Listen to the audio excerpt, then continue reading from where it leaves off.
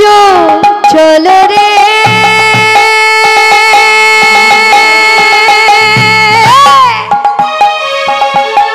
বৃষভানু নন্দিনী নাচতে হবে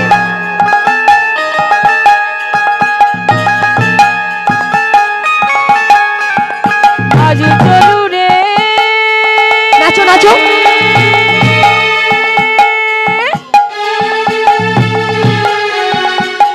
বৃষভানু রাজি নন্দিনী চলো রে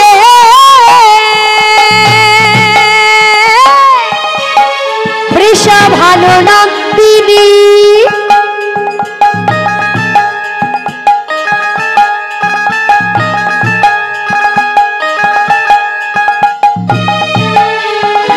आगे आगे आगे आगे आगे आगे आगे आगे आगे आगे जाए कुठिला कुठिला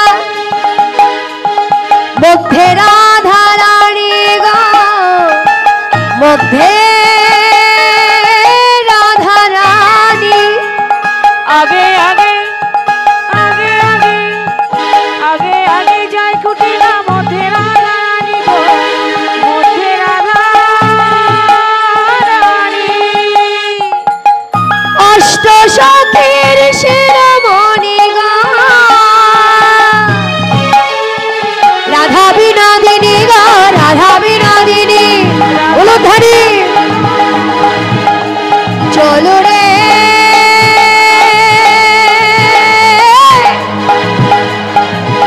বৃষভানু নন্দিনী आजो चलो रे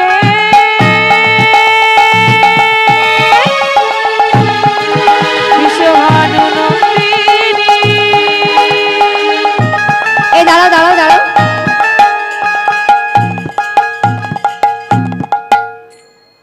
তোরা কি ফাঁকি দিতে এসেছো স্বামীর জন্য মঙ্গল কামনায় পূজা দিতে এসেছো তাও ফাঁকি দিচ্ছ একটু নাচো একটু অঙ্গ তো দুলবে লাফাতে হবে না আমি লাফাতে বলছি না সুন্দর করে একটু অঙ্গভঙ্গি করে নাচলেই হবে রাধে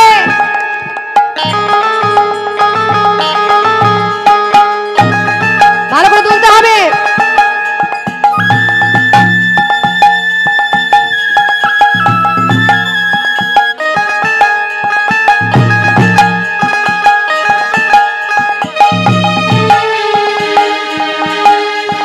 সখী সাথে যাই পথে রায় বিনোদিনী সখী সাথে যায় পথে রায় বিনোদিনী সখী সাথে যাই পথে রায় বিনোদিনী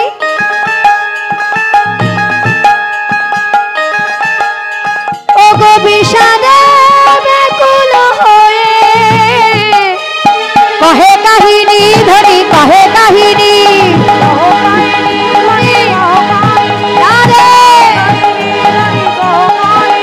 চলো রে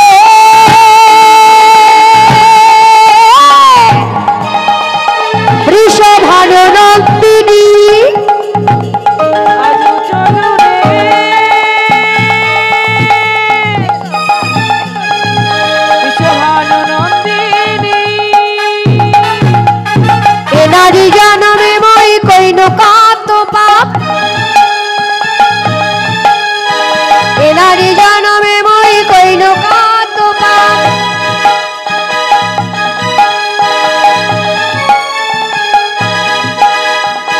সেই কারণে সদাই মনে গো পাই মনস্তাবি গো পাই মনস্তাব কহে মানুষ কহে গো কহে মানুষ কহে চলো রে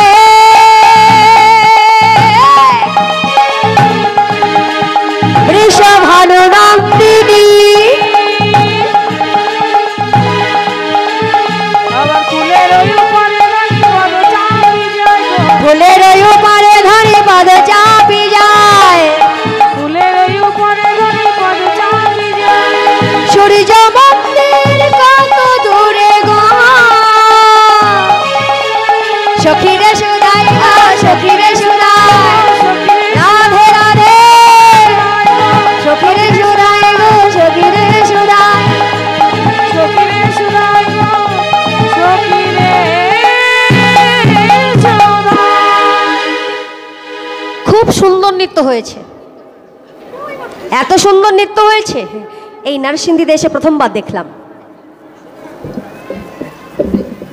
ভীষণ ভালো হয়েছে। লক্ষ্মী মায়েরা রাখো, তোমরা যে উঠে দাঁড়িয়ে যে এটুকু ঘুরেছো এটার জন্য অনেক অসংখ্য ধন্যবাদ।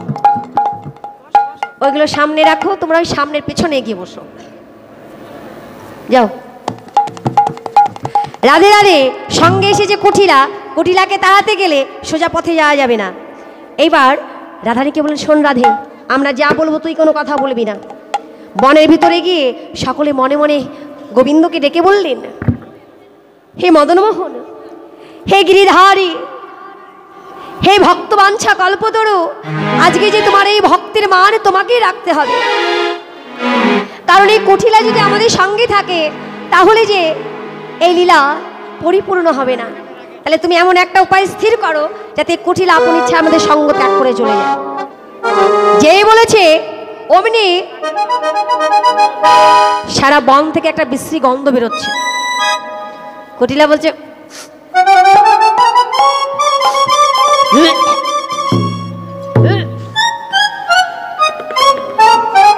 বলছি বাবা আপনার কোনো গন্ধ পেয়েছেন? পাননি? মা তোমরা পেয়েছো? পাওনি? পাওনি? তোমরাও পাওনি? যত গন্ধকে আমার নাকি নাকি বলছি এটা কিসের গন্ধ গো? কুটিলা বলছে এটা কিসের গন্ধ? ললিতা বললেন এটা হচ্ছে বনদেবতার অঙ্গের গন্ধ। বনদেবতা? যে হ্যাঁ গো, এই বনে এক দেবতা আছে, দেখতে খুব সুন্দর, গায়ের গন্ধ যেমনই হোক না কেন দেখতে খুব সুন্দর। কেমন দেখতে জানো?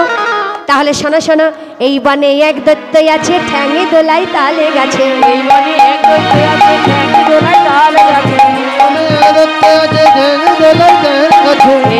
এক দৈত্য আছে, ঠ্যাঙে দোলাই তালে গাছে। ঠিক নাই তার হিয়া বড় মাথা লোনা নদী, ঠিক নাই তার হিয়া বড় মাথা লোনা নদী, ঠিক নাই তার হিয়া বড় মাথা লোনা নদী। ঠিক নাই তার হিয়া বড় মাথা।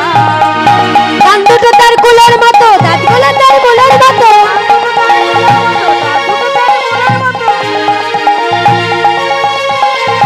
কান দিয়ে সে তারাই বানের মাছি গোনা নদী। ও না নদী। আরো আছে, উল্টো দিকে পায়ের পাতা, ঘান্না নাকে কইসে কথা। উল্টো দিকে পায়ের পাতা, ঘান্না নাকে কইসে কথা। শূন্যের উপরে চলে সে দেবতা, ও না নদী গো।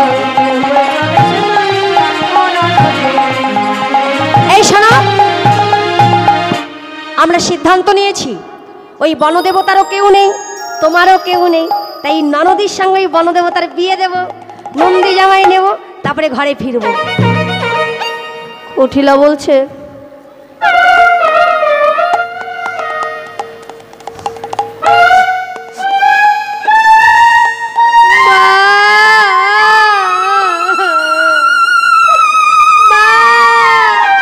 মায়ের কথা মনে পড়েছে আমার। মায়ের কথা বলছে কেন মায়ের কথা মনে পড়েছে? বলছে তোমরা আমাকে ভূতের সঙ্গে বিয়ে দেবে? ওটা বনদেবতা, উল্টো দিকে পা।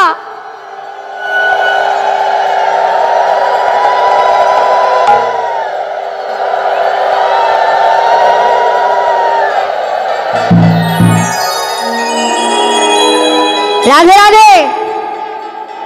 ওই ভূতের সঙ্গে আমি বিয়ে করব না, এই আমি চললাম।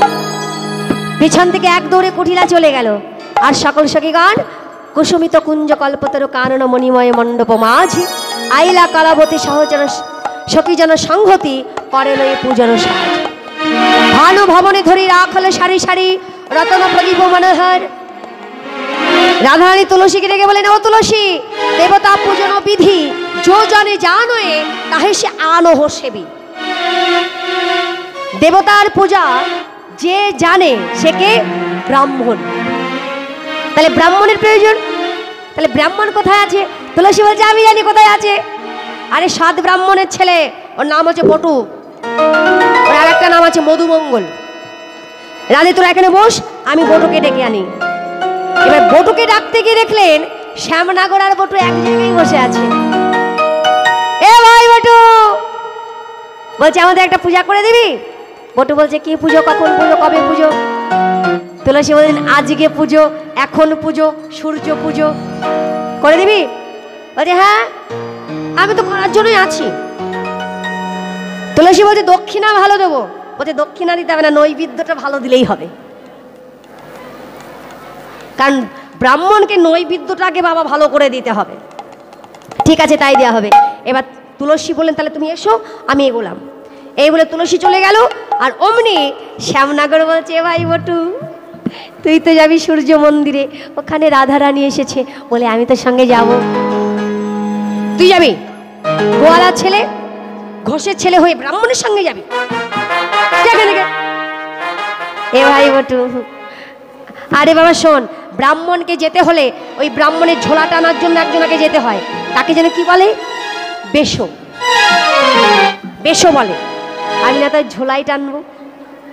বৈষ্ণব মহারাজ বললেন ভক্তের মতো ভক্ত যদি হয়, ভক্তের বোঝা ভগবানই নিজেই বলে। এটাই গৌর হরি বল।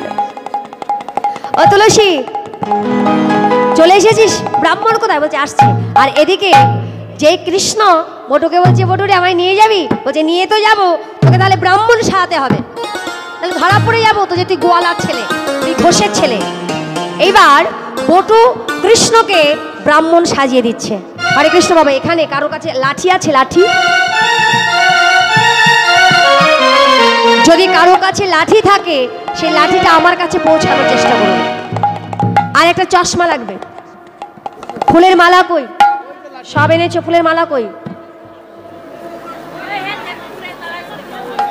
বলছি ফুলের মালা কই? বড় ফুলের মালা লাগবে দুটো। আচ্ছা, শাড়ি কোনটা পরবো? দাও।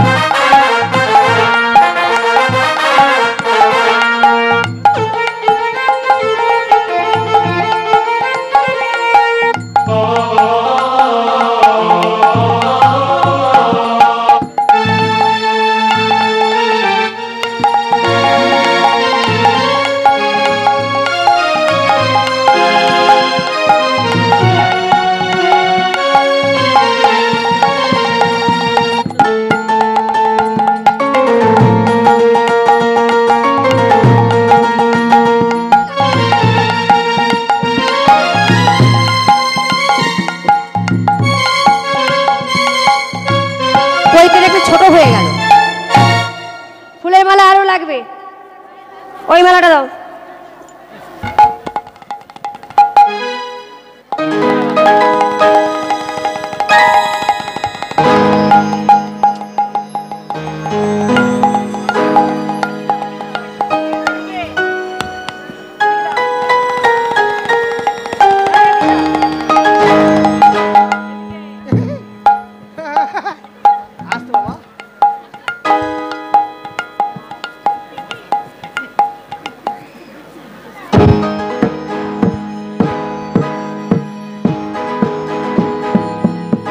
ঠিক আছে,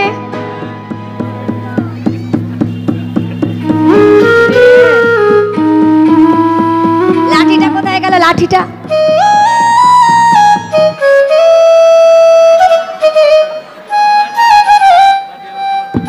লাঠি দেখছি আমার থেকে এক হাত উপরে চলে গেছে।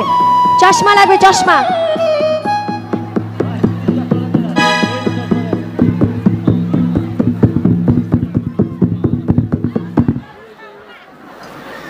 ঠিক আছে, কেমন লাগছে?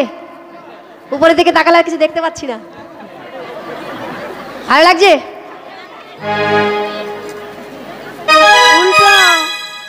উল্টো পড়েছো? কি উল্টো পড়েছি? চশমা। ব্রাহ্মণের থেকে বেশি বোঝে, আমি উল্টো চশমা পড়েছি।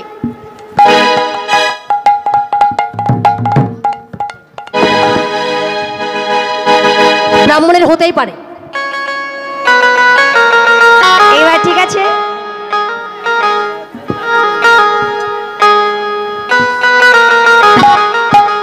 সাজা ব্রাহ্মণ তো।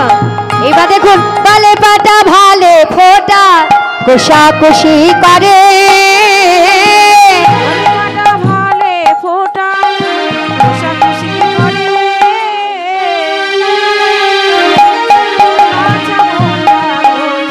ধরি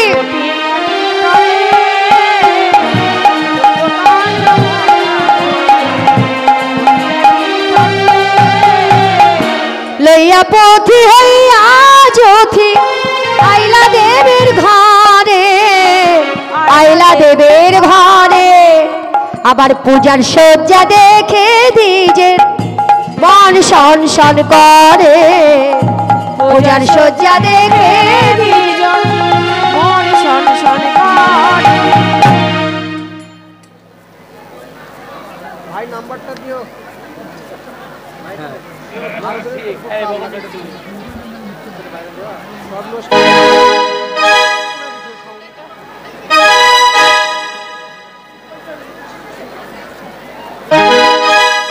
কি হচ্ছে ওটা?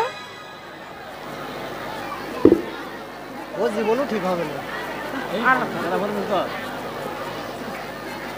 কি হচ্ছে ওটা? তুমি আমাকে পিছন থেকে আমার কাছা টেনে ধরছো কেন? তুমি ওদিকে কি করছো? ধরুন তো মা, ধরুন ধরুন। আমি ব্রাহ্মণ মানুষ, আমাকে দেখতে হবে তো যে সবকিছু ঠিকঠাক। পুজোর আগে লোভ দিচ্ছে। ভালো মিষ্টি নাকি? দেখি নাড়ু। কি ভালো ভালো প্রসাদ। এই শোনো, তোমার দাদার করে পূজা সেরে নাও। ক্ষীরের নাটু দেখে বহু করে বারে বার, ক্ষীরের নাড়ু দেখে বটু কহে বারে বার, আইসো সবে পুজো দেবে নইতে নারিয়া। এই শোনো, তোমার তাড়াতাড়ি পূজা সেরে নাও। যত তাড়াতাড়ি পূজা সারা হবে ভালো ভালো প্রসাদগুলো। রাধে রাধে, তাড়াতাড়ি পূজা সেরে নাও। এদিকে অস্থির জানি বিনোদিনী মোদক তুলা করে, আসন বাসন ভূষণ দিয়ে বটু বরণ করে। বটুকে বরণ করে নিয়ে জল কেলি করলো, পাশা খেলা খেললো, হোলি খেলা খেললেন। সব কিছু করবার পরে সকল সখীগণ রাধা গোবিন্দকে ঝুলন দোল্লায় বসিয়ে দিলেন। বসিয়ে দেবার পরে কানন দেবতী বৃন্দা সতী তথি রায়ের সরসী কুলে